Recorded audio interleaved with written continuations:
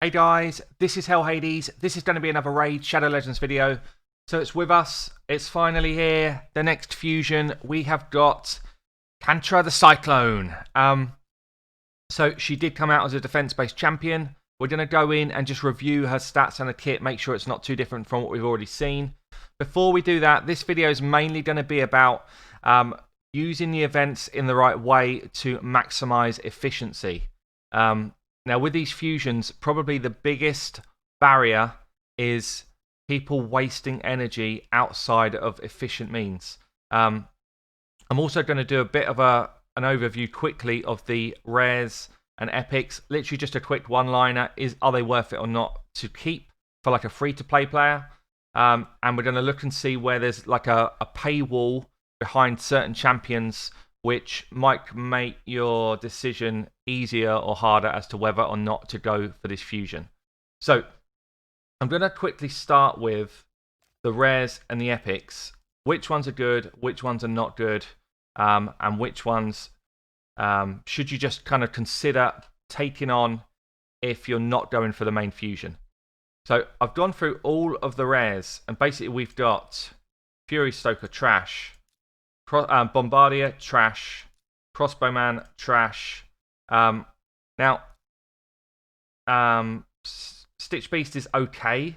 Could be okay, like a reasonable rare to kind of deal with Spider. She's got a turn meter depletion, 100%. So not a bad one. Not amazing, but not bad. Cataphract is bad. Magma Blood, bad. Cudgeler, bad. Harrier, bad. So no one really here, and Bonekeeper's not great either. So this whole section, if you're not going for the main fusion, it's probably just an avoid. Hellfang is actually pretty good. Hellfang is probably the best one out of all of the rares.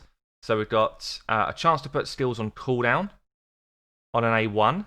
That's actually massive for a rare, by the way. This is massive. I know it's only 15%, but this is a really cool ability. Mainly arena-based. It's got an A1 an A2, 50% chance of placing the big weaken. Again, you can put it up a bit more than that. That's pretty nice. But this is the one. Hellfang is one of the few rares that's got an AoE freeze. But it's only when Hound Spawn is in the same team. So there's a definite kind of wall behind it. But if you can get the two of these in the same team, this is actually a really, really good ability. Like arena-based, insane ability. Basically means you're going to get 2 turns for the enemy's 1 turn. So Hellfang could be good if you've got Hound Spawn. We've then got Anointed, trash. Fleshmonger, actually pretty good. He's similar to War Maiden. Attack-based champ. He's got a triple hitter here. He's got self-buff in here. And then he's got this one. This is the main one. AoE, decreased defense, the big version. So he can actually come in and be like an arena decreased defense champ for you. He can come in and help you with stuff like Fire Knights with a triple hit here. General wave clear with an AoE decreased defense. So this is a good ability. He's also up there as kind of probably, maybe he is the top rare out of all of these. This fella, rubbish. Bone Knight, kind of middling to bad. Fencer, okay to bad. Chopper, terrible. And then we've got Steadfast here is pretty bad. So the only ones I think are actually decent, Fleshmonger, potentially Hellfang if you've got his buddy. That's probably it. And maybe a bit of Stitched. So out of those, they're the only ones that I'd consider.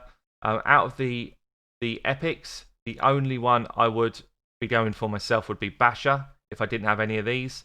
From a free-to-play point of view, Necro Hunter could be pretty good as well.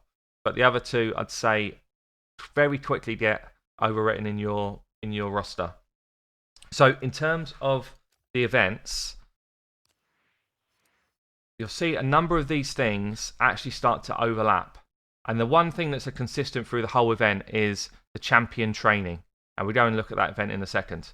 Champion training runs right the way through.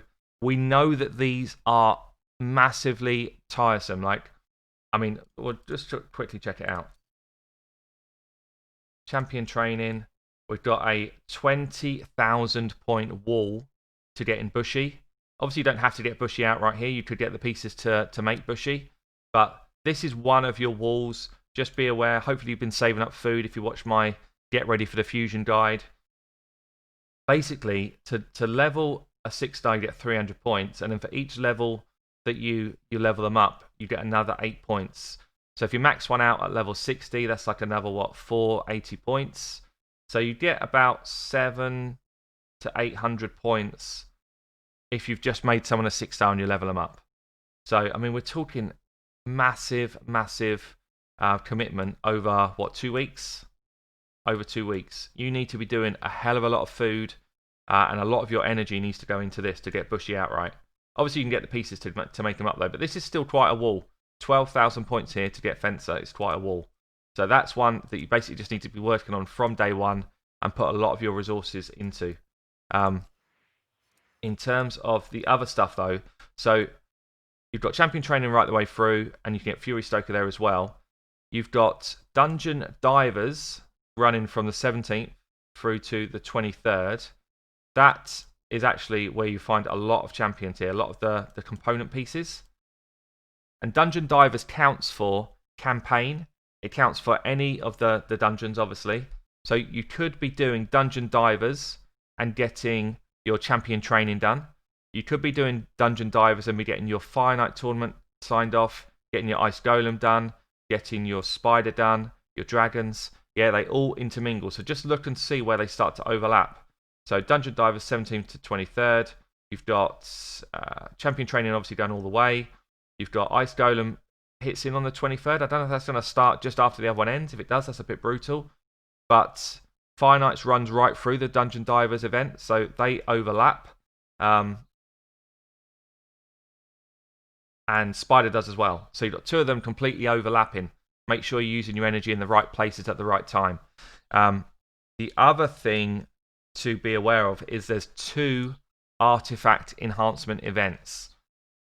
We're going to find out where they sit within those events, but these are silver hungry. I do have some other guides out in terms of how do you kind of break even if you've got enough energy. So one of the things, just to give you a kind of real quick tip, you can take a new piece of gear, and if you were to sell it straight away, so maybe it's a better idea to show you a campaign piece, because that's where I'm thinking.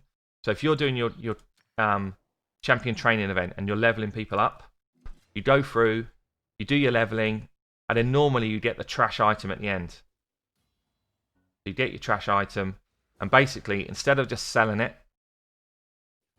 you can get yourself an extra point. Oh god, come on.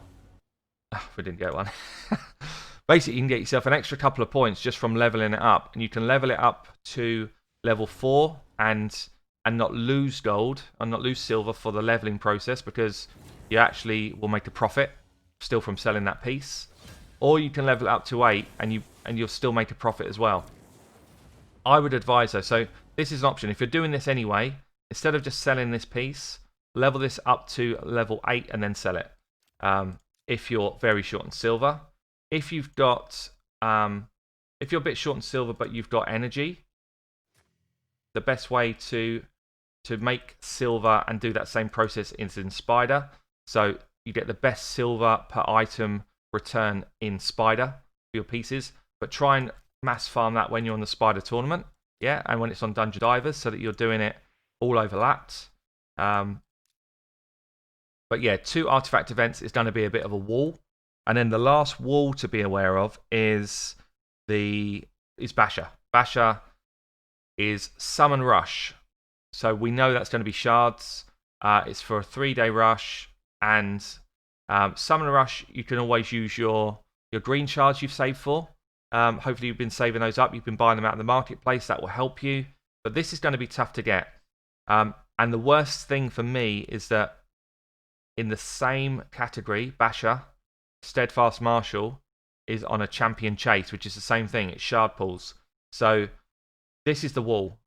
At some point, shards are involved, and you will not complete the fusion unless you've got enough shards to cover these 2. So bear that in mind, guys. Do you have the resources right now to even contemplate doing this fusion? If you don't, start picking off the stuff that you actually think you want. Or if you look at it from my free-to-play perspective, I'll bring my free-to-play account up quickly. This account, on the off, I know I don't have the shards to deal with any of the summon stuff, and I won't. It's impossible. I'm not going to buy shards. Obviously, it's free-to-play. So instantly, the fusion's out of my brain. I can't do the fusion on this one. So what I start to do is I start to think, well, where are the pieces that I want as a free-to-play player who's new into the game? Now, this account is, what, 25 days old? So where are the pieces that I want within this kind of progression piece? And for me, it's going to be Fleshmonger, Dungeon Divers, yes please. Hellfang I might go for, Dragon Tournament perhaps. Other than that, all I'm looking for is, in my natural daily progression, where can I take advantage? So can I get some of these early champs here on the champion training, just with what I'm naturally doing with leveling my guys up? Could I get this skill tome? Artifact enhancement. Can I make sure I get some of the rewards that come through that? So as a free-to-play player, don't get down, I can't do the fusion. Of course you can't. You've been playing for like 20 days. Think to yourself, what can I achieve whenever these events pop up? Save your resources. I've been saving silver for like the last week for the artifact enhancement because I know that I've got stuff I want to level. I'm going to obviously level that when I see the right opportunity in the artifact enhancement. So bide your time with it. Use your resources in the right way if you're free to play. So lastly then, guys, let's just go over this actual fusion and see if she is particularly different to what we've already seen with the pre-release stuff. So she did come out as defense-based. Brilliant. Love that. Brilliant base stats. 99 speed, 1542 defense. That is high. That's really high. 18.3 health as well. Really high. Brilliant base stats. They're really high. A1 was as we saw it. Chance of stealing buffs. That's cool. A2 is as we saw it. 50, 75%. Yeah, everything's exactly the same here. Defense-based. So we got a chance to hit freaking hard here. Love that. Let's see what the passive is then, to see if it ended up being the one we thought. So it is a provoke. Brilliant. She is defense-based. Brilliant. This champion will receive less damage for each debuff on the enemy. Damn. This looks insane, guys. This now looks insane. The fact that she's defense-based now, whew. If she hits a little bit hard as well, she is going to be ripping it up because taking less damage here. Oh, man, she looks really cool. Can't place weak hits. She gets provoke as well. She heals whenever a debuff expires on an enemy. Man, she could be very cool. The only weak part about her build is that she's full of RNG here. But for the arena, she's got damage mitigation built in. She's got hopefully a lot of damage as well. She's got Rotus Killer involved. She can take a massive hit because she's got such high defense, which improves. She provokes people. 75% chance in placing a provoke debuff for one turn on enemies under 5 or more debuffs at the start of this champion's turn. Under 5 or more debuffs. So if she goes early, she provokes everyone before she's done anything. Damn, guys, she looks mental. If she's got any sort of multipliers at all, she is insane. Like the arena, spider, any dungeon carry. Wow, she looks actually mental. I can't wait to try her out, guys. I will be trying to get a guide up on her as soon as I can to see if she hits hard and if she's got and if it works out nicely. But it feels like she is pretty insane. So yeah, really like the couple of changes they obviously made last minute. But do be aware, there's a couple of paywalls, guys. Do your best. I've been Hell Hades. I'll catch you later.